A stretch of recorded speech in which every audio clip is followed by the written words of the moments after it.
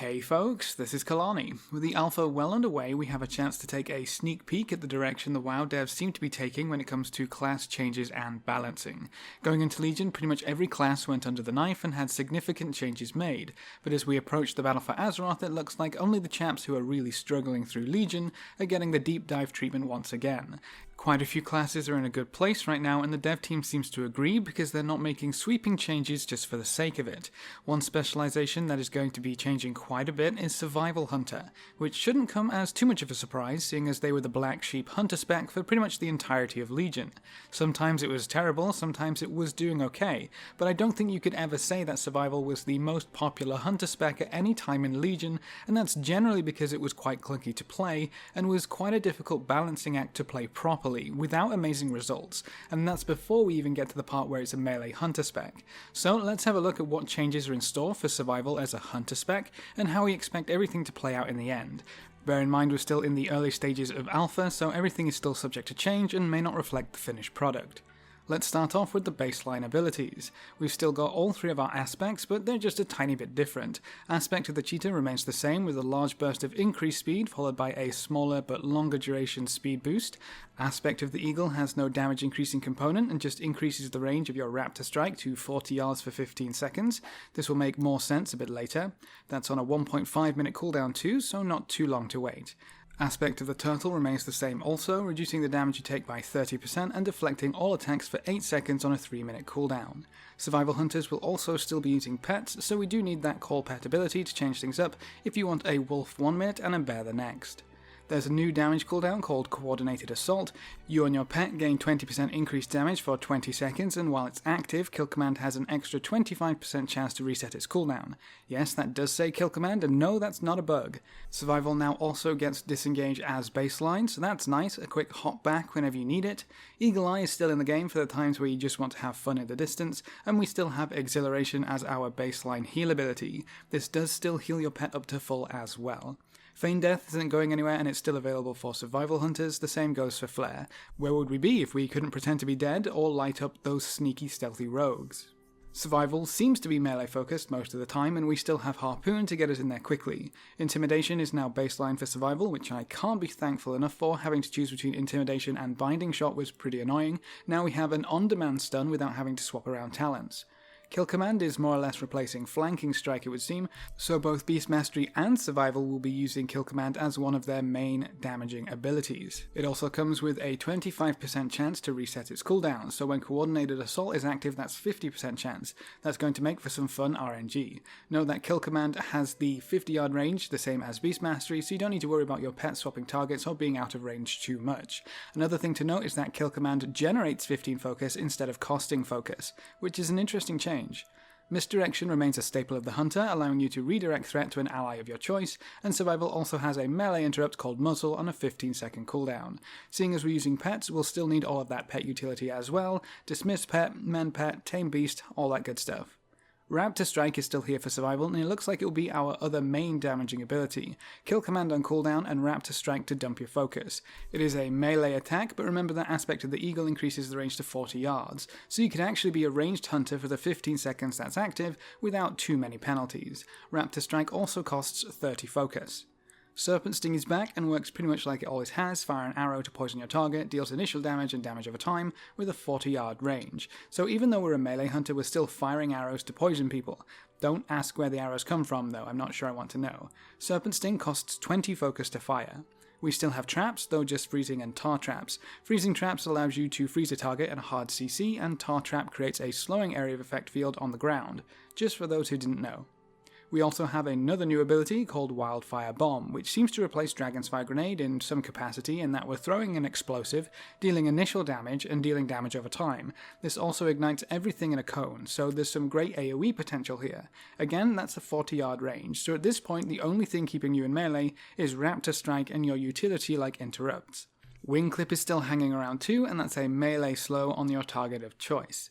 Survival Hunter Mastery is also changing quite a bit. Spirit Bond increases the damage of your focus spending abilities, so that's Raptor Strike, Serpent Sting, and any other abilities from talents or other sources that has a focus cost.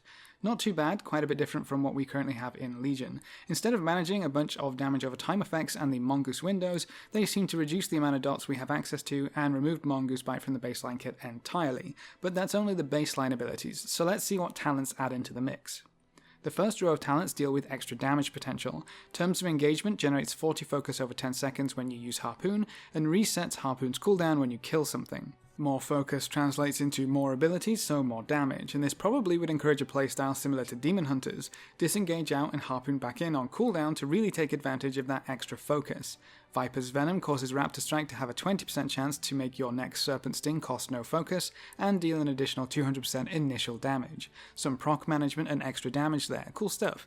Alpha Predator gives Kill Command 2 charges and a 30% increase to its damage. Remember that Kill Command can reset, or if you have 2 charges, probably grants it a charge. If we learned anything during Legion, it's that reset mechanics benefit hugely from added charges, so maybe this will end up being a very powerful talent. The second row of talents is AoE orientated. Guerrilla Tactics gives Wildfire Bomb a second charge and increases the initial explosion damage by 100%. Hydra's Bite causes Serpent Sting to fire arrows at 2 extra targets near your enemy and increases its damage by 30%. Let's get some multi-dotting going on. That could synergize really well with the Viper's Venom for some crazy cleave damage. Then we have good old Butchery, which hasn't really changed, just a powerful AoE strike on a moderate recharge rate that costs 20 focus. The next row is Utility. Trailblazer increases your speed whenever you haven't attacked for 3 seconds, Natural Mending reduces the cooldown on Exhilaration by 1 second every time you spend 20 focus, and where would we be without Camouflage? Blend into the surroundings for a minute and heal over time. On the next row we have Bloodseeker. Kill Command causes the target to bleed for damage over time, and you and your pet gain 10% increased attack speed for every target bleeding within 12 yards. That's pretty cool. The damage over time isn't really anything new, but the attack speed really encourages you to spread that dot as much as possible. Steel Trap hasn't changed much, just a long duration damage over time effect which will probably see significant use on a single target encounter. A Murder of Crows is basically the same thing, just a longer cooldown and a shorter damage over time duration, except the Murder of Crows can reset if the target dies, so whether or not you can reset crows will probably be the deciding factor on this row. Born to be Wild reduces the cooldown on all aspects by 20%, so we'll get to be a ranged hunter more often. Post Haste allows Disengage to break roots and snares and increases your movement speed by 50% for 4 seconds, and Binding Shot is our good old favourite AoE stun, except it might actually have some competition on this new row. Post Haste has always been a great choice. Tip of the Spear causes Kill Command to increase the damage of Raptor Strike by 15%, stacking up to 3 times. An interesting talent, I doubt you'd ever want to stack that purposefully and hold it, but that's a nice damage increase either way. Here we have Mongoose Bite, which seems to work in exactly the same way as it does currently, except it doesn't have any charges. Mongoose Bite costs 30 focus, so that's your limiting factor. If you can regenerate enough focus quickly enough, we might end up with Mongoose Bite again. If you enjoy that playstyle, this also gives you the option to play with it without making it baseline. Mongoose Bite also replaces Raptor Strike, so I guess another way of looking at it is you just increase the damage of Raptor Strike and you're being rewarded for chaining them together. Flanking Strike also made its way into the talents, but it has changed a little bit. It now generates focus, 30 for both you and your pet, and has a 40-second cooldown. Down on the bottom row we have Birds of Prey. Raptor Striking your pet's current target increases the duration of Coordinated Assault, that's our large damage cooldown from earlier, by 1 second. A nice way to increase the duration of a cooldown, but I wonder how much we would end up extending it if we based every talent choice around just keeping that buff active. It might be Icy Veins for the Frost Mages all over again. Our middle talent on this last row is coming soon, so hopefully they're working on something awesome, and our last talent is Chakrams. Good old Chakrams. Haven't seen you guys in a while. Throw a pair of Chakrams at your target. Everything in between you and your target takes damage twice, and the primary target takes bonus damage. This was always the single target choice back in the day. I wonder how it will fare in this new survival lineup. So that's our talents. It definitely looks like you can put a few things together to play a few different ways. It's interesting to see AoE choices on the same row again, and single target choices on the same row. So do you want to AoE by spreading Serpent Sting, or by using Butchery? Do you want to go back to Mongoose Bite, or scale up your Raptor Strikes with Kill Command? It's exciting to see we might actually have a few different ways to play. I just hope things are balanced enough by the time Battle for Azeroth launches, so we actually have those choices without being significantly hampered. I think these changes to survival are removing the Spec's dependency on being melee while still maintaining a melee focus. The only thing that really limits you from running out of melee is Raptor Strike, and I guess Mongoose Bite if you go that route, but even then you have a cooldown to allow you to be fully ranged hunter smashing all of your buttons from up to 40 yards away for a full 15 seconds every minute and a half. There's also some choice in the talents to hop in and out of melee for some resource bonuses, and if you can continue to throw out Serpent Stings and Wildfire Bombs while doing so, you might not actually lose that much DPS. If this works out, Survival might actually end up being the envy of all the other melee specs because you have the option to run away if things are getting bad.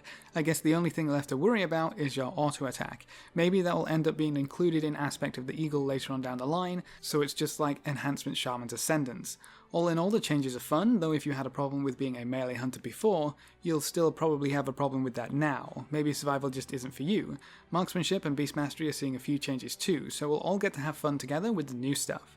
As for actually playing the new Survival, it seems fairly straightforward. Keep your dots up with Wildfire Bomb and Serpent Sting. You can swap around talents depending on how many targets you're expecting to face, so you can AoE or cleave more efficiently, generate focus with Kill Command and try to keep it on cooldown to maximize your focus regen, and then, as with every hunter spec since the swap to focus, try to avoid focus capping by spending your focus on Raptor Strike.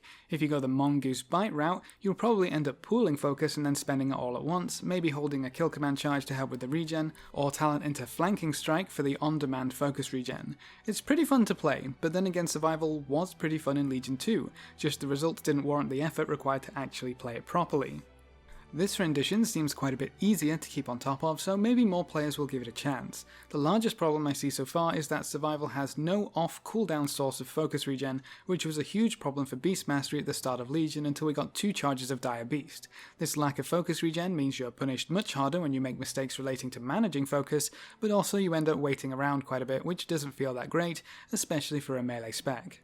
I also still see the melee hunter part being a bit of an issue for those who chose to play a hunter for the ranged aspect, but maybe now that we've had an entire expansion with a melee hunter, that will help get rid of that bitter taste in the back of your mouth that losing a ranged spec might have left. Give it a shot when you can, you might surprise yourself. What do you think so far about these Survival Hunter changes? Do you think it changes too much, or does it maybe not change enough? Leave all your thoughts in the comment section below. Remember to leave a like just below the video before you leave, and if you want to see more, make sure to subscribe. But apart from that, thanks for watching folks, good luck and have fun, and as always I will see you next time.